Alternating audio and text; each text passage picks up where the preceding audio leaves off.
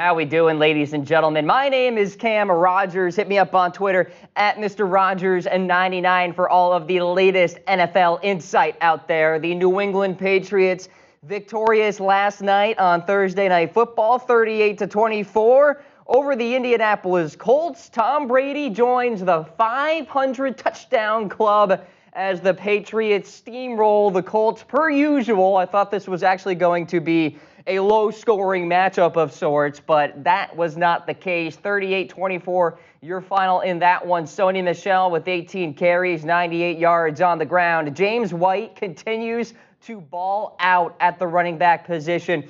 10 receptions, 77 yards. Meanwhile, Andrew Luck threw the football a million times yet again. 38 of 59, 365 yards, 3 touchdowns, 2 interceptions. I would like to think that shoulder is pretty darn healthy there for Andrew Luck. He continues to throw the football a lot. He was in the 60s last week, nearly got to the 60 mark again this week. But Tom Brady, of course, entering the 500 touchdown club along with Brett Favre and Peyton Manning. Manning leads the pace as we stand. Favre is number 2. Brady is now number 3. And then Drew Brees, not that far behind either. So there you see Manning with 539 career passing touchdowns, Brett Favre with 508, and Tom Brady 500 even in their respective careers there. Like I mentioned, Drew Brees has 496 total passes, so it was quite a historic night for Tom Brady, ladies and gentlemen. Really fantastic performance for him. Brady's first touchdown, you may recall, came on a 21-yard pass to Terry Glenn during a 29-26 victory over the San Diego Chargers on October 21st, 2001. By the way, Brady last night also scored a rushing touchdown, his first since 2015, on a 1-yard QB sneak over the top in the second quarter against those Colts. It was Brady's 18th career rushing touchdown last night. So, Tom Brady, is he the greatest quarterback of all time? It's time to have the discussion yet again here. Yeah, there's the Joe Montana discussion. Yeah, there's the Drew Brees discussion or the Peyton Manning discussion. I think Tom Brady is the GOAT. He is the greatest quarterback of all time. And in terms of looking at the history of all these quarterbacks out there, yeah, Joe Montana was in a different era. Yeah, Dan Marino was in a different era, Unitas and all these guys. But the way in which Tom Brady not only plays football on the field, but actually leads a locker room, how he is the face of a franchise. And he is, in my opinion, more important to the Patriots than Bill Belichick is. Bill Belichick, in a way, was just kind of along for the ride throughout the fantastic years of Tom Brady in the 2007 kind of portion there. And, of course, Tom Brady's still playing at a high level right now. And Bill Belichick is still an integral part of the New England Patriots franchise. But I'm hard-pressed to say that Tom Brady is less valuable to the Patriots than Bill Belichick. I think it's Brady at number 1, then it's Bill Belichick, and then it's Robert Kraft, if we had to power rank the trifecta here of the New England Patriots organization. But Tom Brady, spectacular performance for him. Welcome to the 500 touchdown club. Tom, I'm not a Patriots fan, and trust me, I'm not a Patriots lover by any means, but you got to respect greatness when it happens. And last night we saw greatness, so it's Manning, it's Favre, it's Brady, all inside the 500 touchdown club there. Congratulations to Tom. The Patriots are now 3-2 on the year. So there were some concerns after the Patriots dropped 2 straight there. Then they went on to win a football game last week. They won last night, and things seem to be okay in New England for now. Let's take a look at the other NFL rumors out there. Dez Bryant back to the Dallas Cowboys. Well, of course, Jason Garrett was asked about this, and not surprisingly, he gave a cookie-cutter response. He said, quote, "We're focused on the guys on our team right now." Also went on to say, "We think the world of Dez. He was a great player, and we have a very close relationship with him." Dez Bryant, of course, wreaking havoc all over Twitter because he recently said that he wants to join the Dallas Cowboys, but if not, he is willing to sign elsewhere. Now, Dez Bryant only knows one NFL team in his career. It is the Dallas Cowboys, the team that drafted him back in 2010. But the reuniting of Dez Bryant and the Dallas Cowboys seems extremely unlikely for me, especially when you look at the short-term history between these two. Dez Bryant went after Sean Lee, went after the Dallas Cowboys on Twitter, even wanted revenge of the Dallas Cowboys by perhaps going to the Giants, the Washington Redskins, the Philadelphia Eagles, so that he could play Dallas at least twice a season. Now, all of a sudden, he wants to reunite with the Cowboys, and I know a lot of Cowboys fans out there, many of whom are watching this Cam Rogers show on this Friday right now, wanting Dez Bryant to return to the team. And for all of you Cowboys fans out there that are watching, I don't think it's going to happen. Now, the odds on BetDSI have the Dallas Cowboys at plus 525 for Dez Bryant's new team. The field is at plus 210. I think the New England Patriots, I think the Houston Texans, I think the Cleveland Browns are all much more likelier destinations for Dez Bryant than the Dallas Cowboys. I just think it is. The bridge has been burned in a sense. I almost feel like Dez and Le'Veon Bell are kind of in the same category of burning bridges. Because Le'Veon Bell, of course, recently got called out by his own offensive line about not showing up for the Pittsburgh Steelers. Dez Bryant has gone out and called out Dallas Cowboys players who are on the roster right now via Twitter. So I just think, I understand that relationships can be patched up, they can be solved and all of that. I just don't think this is one of those instances. And we have a comment on right here on Facebook Live as well as YouTube Live from Dak. Dez brings too much drama. See, I don't think that's actually the case. I think people blow up the whole Dez Bryant brings too much drama situation. The guy's a passionate football player. So what? There are so many players out there in the history of the NFL who have had great careers and have chatted up a little too much. Terrell Owens, one of them. Chad Ochocinco, another example. But it's not like these guys were pure distractions, especially Dez Bryant. Dez Bryant isn't even close in my eyes to what Terrell Owens was in terms of putting on a show. Dez Bryant yells on the sideline and everybody is up in arms about it. You know what I mean? And everybody thinks, oh my God, Dez Bryant is a drama problem. And for you Patriots fans out there that say that Dez Bryant does not fit with New England because Dez is too outspoken and all this, look at your quarterback, Tom Brady. One of the more outspoken players in the National Football League. And don't give me this double standard crap that Tom Brady can yell on the sidelines, but Dez Bryant can't. That is a double standard, and we don't want that here on the Cam Rogers Show. The enemy of double standards. So, should Dez Bryant return to the Cowboys? Go ahead and type away.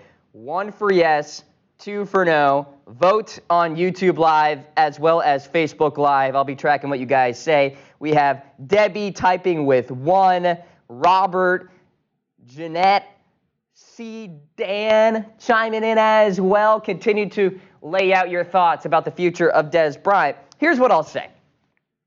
If you are a loyal watcher of this program, and if you're not, shame on you, be sure to book your calendar for every Monday, Wednesday, and Friday morning. I think Dez Bryant is going to go to the New England Patriots at some point later this month. Or at least sign with a team. That I can tell you, because Dez Bryant has been working out constantly. He's been working out twice a day, to be honest with you, running hills. He has a catching machine in his own house. He is preparing his mental fitness for the NFL yet again, getting his body right, going through what is called cupping treatment, which is a type of massage in a way when these suction cups go on your back and other areas to loosen up the muscles. I've done it before, ladies and gentlemen. It's good stuff. I have Angus, by the way, chiming in. Dez is passionate. Agreed. Exactly. That's just who he is, and he's not going to change. And if a team doesn't want to sign Dez Bryant because he yells a little bit on the sideline because he wants an opportunity to help his own team, come on now. That's a little bit ridiculous. Keep voting, guys. Brandon watching the program. We have Rick chiming in with 1, Ruben with 1. We'll show your comments here on the broadcast because that's what we do here on the Cam Rogers Show. It is very much about you as well as me. We have a 3. I don't know what 3 means. I guess we have somebody defining their own vote. 1 for yes for Dez to the Cowboys, 2 for no in the comments section. We'll be sure to revisit this story later in the show, time permitting. All right, let's talk about Devonta Freeman. Is he going to be back this week? There is some optimism out there that he will return to the Atlanta Falcons roster. The Falcons have been without Devonta Freeman since week 1 when the Atlanta Falcons lost to the Eagles in that Thursday night opener, 18-12. Since then, it's been the Tevin Coleman show and the Calvin Ridley show and the Julio Jones show. Now, Freeman is a 2-time Pro Bowler, obviously a big-time part of this offense for the Atlanta Falcons. The Falcons are 1-3 heading into what is a really crucial Week 5, where the Falcons are traveling to Heinz Field to take on the Pittsburgh Steelers. By the way, a Steelers team that's 1-2-1 in desperate need of a victory. They're coming off a loss against the Baltimore Ravens. Really important game for the Atlanta Falcons. Now, it looks like Freeman could go. So if he's in your fantasy lineup this week, probably a good play. Because if Freeman is healthy, I think he'll have some success against this Pittsburgh Steelers defense that just is not very good as we stand. Now, Tevin Coleman is still going to be a part of the volume share as well, so keep that in mind. But Devonta Freeman seems to be good to go here for Week 5, but of course, monitor his injury status throughout the day today, and we'll see where he is officially. Could be questionable, could be off the injury report altogether. Now, of course, you folks out there hopefully are playing FanDuel this week, and if you have not signed up yet, do it right now. The website, FanDuel.com/chatsports. Go ahead, sign up, and when you deposit with $5, you're getting $20 for free. That's $25 in that back pocket to play with on the #1 daily fantasy app out there, FanDuel. FanDuel.com/chatsports. Back to the Dallas Cowboys, and could they be signing Earl Thomas in 2019? So 24/7 Sports recently wrote out a piece arguing that the Dallas Cowboys should sign the All-Pro safety. Now, we know Earl Thomas recently fractured his leg. He is done for the year. So the trade dream is gone. So now we look to free agency in 2019. And for the Dallas Cowboys, with interest in Earl Thomas before, maybe they revamp that interest in the free agency market and sign this guy. It'd be an interesting move. Now, Jerry Jones is nothing short of an opportunist. Drafted Dez Bryant in 2010. He signed Terrell Owens. Talent sometimes just finds its way to Dallas when other teams out there are not courageous enough to pull the trigger. And I could see this being a classic Dallas Cowboys signing when nobody wants to deal with Earl Thomas coming off a leg fracture. The Dallas Cowboys come to the table, offer Earl Thomas the most amount of money on the open market, and Thomas becomes a member of the Dallas Cowboys. By the way, a Cowboys secondary that is pretty promising to me, ladies and gentlemen. Byron Jones has been absolutely stellar at the cornerback position. Xavier Woods is still developing a little bit, and Awuzie is solid at corner too. I'm excited about this secondary. Now you insert Earl Thomas at the safety position. By the way, Earl Thomas was graded out as an elite safety on Pro Football Focus before he suffered that injury against the Arizona Cardinals. Hold on, wait a minute. So we're talking about a guy who didn't even want to play for Seattle this year on this final year of his deal. And he's still out there with an elite grade on Pro Football Focus, still making plays. By the way, picking off Dak Prescott a couple of weeks ago.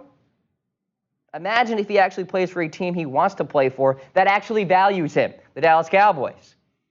So, hey, we're looking at a scary secondary if E.T. joins Dallas in 2019. So we want you guys voting here on Facebook Live and YouTube Live. Should the Cowboys sign Earl Thomas?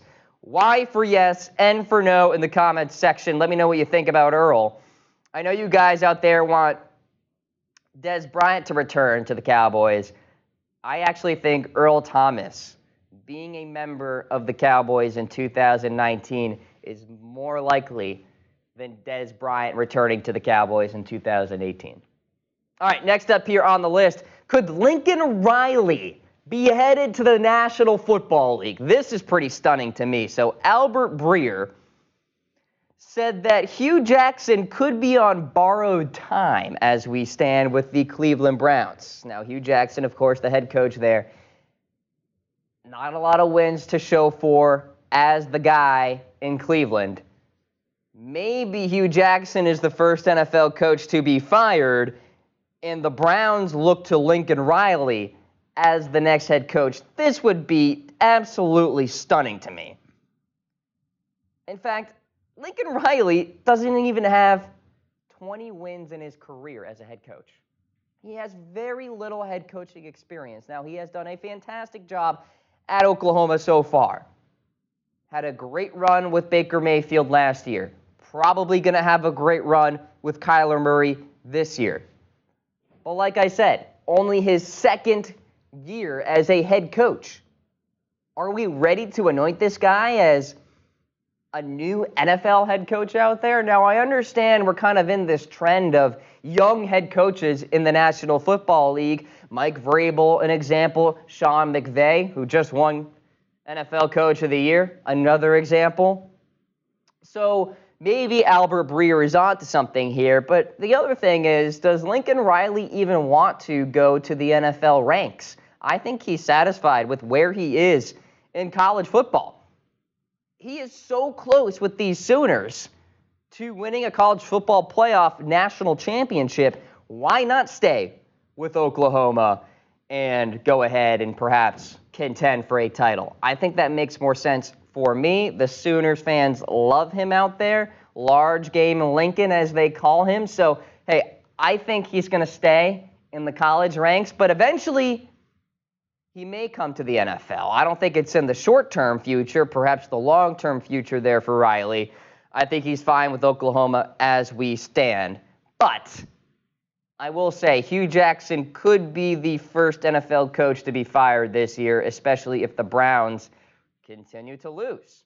And that has been the case with that franchise seemingly for the last 10 years. Hey, I want to give a shout-out to Mizzen and Main. I am wearing one of their dress shirts right now, ladies and gentlemen. We're talking about sweat-wicking technology, beautiful fabric, really feels nice as well. Comfortable.af is the website to get a dress shirt for yourself. Mizzen and Main, products made right here in America.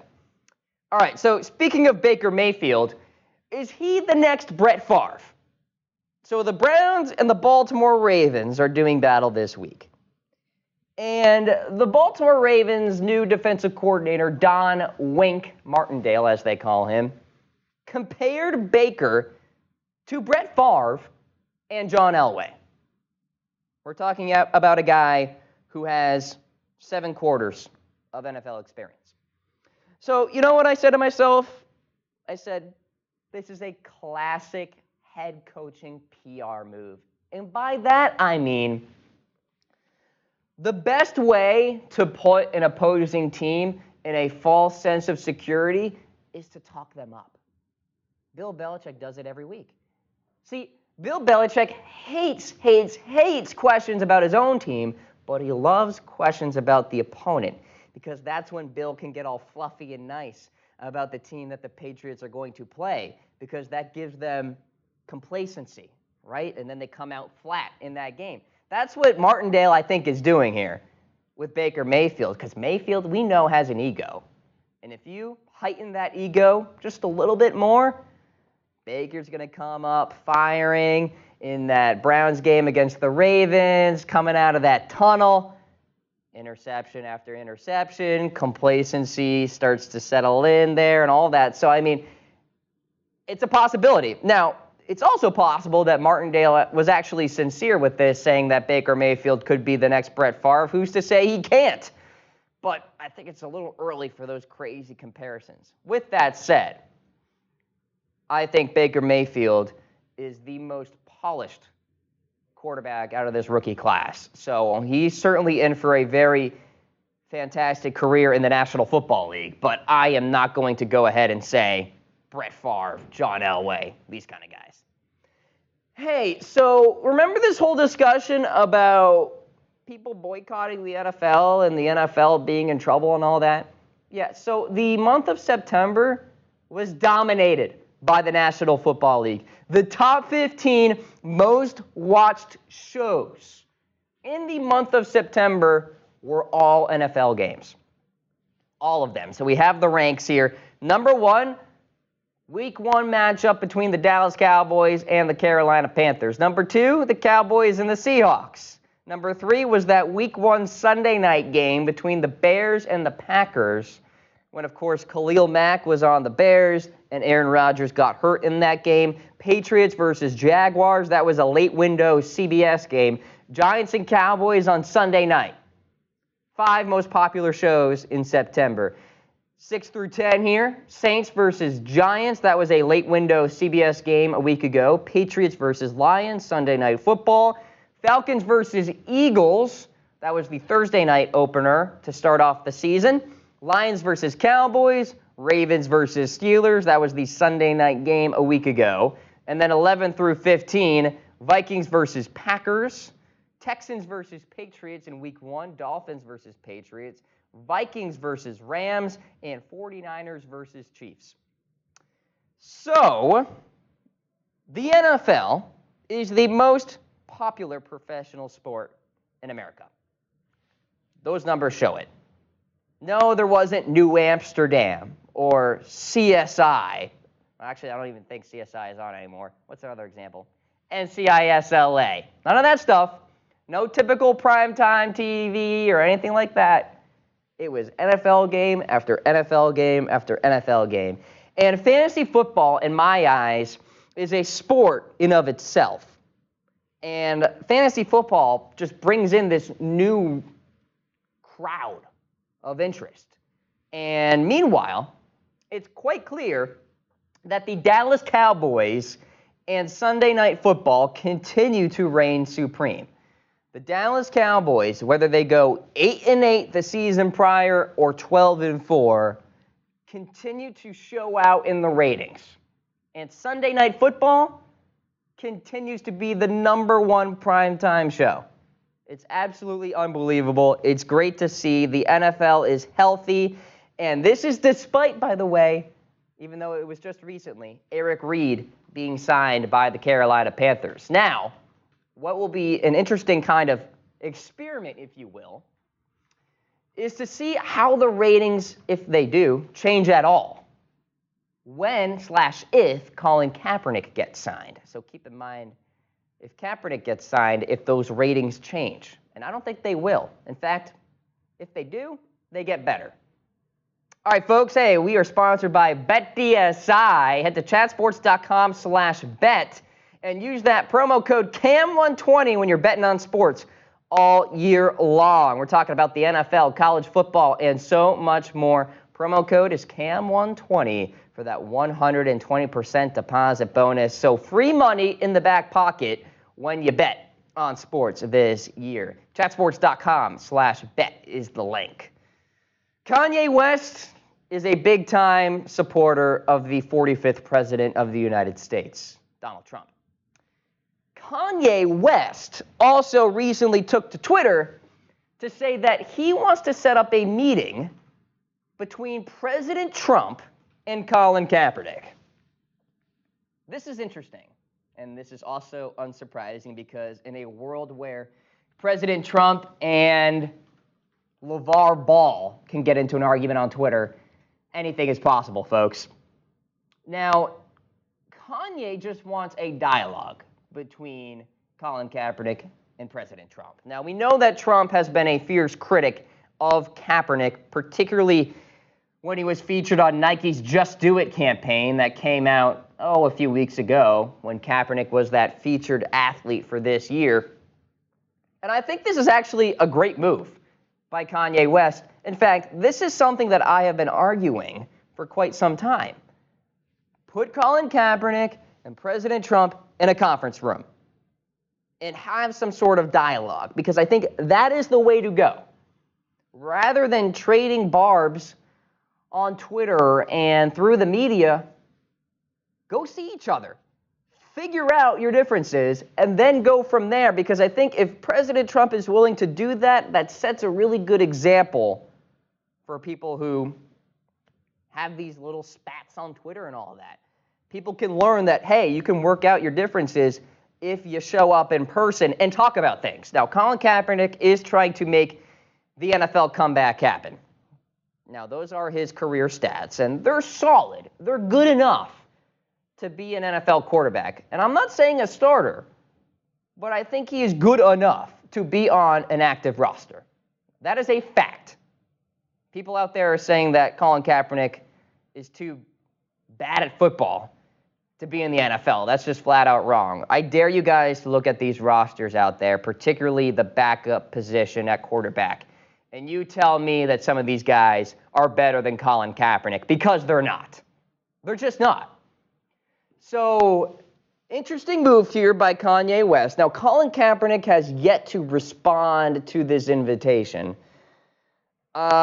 It'll be interesting to see if it actually happens. I don't think it will. It's kind of a pipe dream, to be honest with you. But if it does happen, good for Kanye, good for President Trump, good for Colin Kaepernick. Because in a world where it seems like everybody is divided, this maybe could be a nice little example of people coming together and us figuring out our differences. And boy, would that be good. So there you go, Kanye. All right, so next up on the list here, is there no chance of Le'Veon Bell returning to the Pittsburgh Steelers? This, according to Jason La Canfora, it doesn't look like Le'Veon Bell is going to be playing another down in a Steelers uniform, which is interesting because a recent report from ESPN's Jeremy Fowler said that Bell is returning for Week 7 during the bye week for the Pittsburgh Steelers, which would be a contradictory report, of course, to what Jason La Canfora is saying here. Now, La Canfora seems to be convinced that the Philadelphia Eagles are going to make a trade for Le'Veon Bell. I just don't think it's going to happen. First of all, a Le'Veon Bell trade at this point, folks, is extremely unlikely. Now, I have talked about this before on this very program. There are a lot of variables at play. Number one, a team has to be willing to roll the dice of trading for Le'Veon Bell, possibly without the reassurance from Bell that he will re-sign with that team. So you're looking at a situation where, for example, let's say Philadelphia pulls off the miracle. They get a Le'Veon Bell trade done. So Bell is now on the Eagles, and it's Week 8.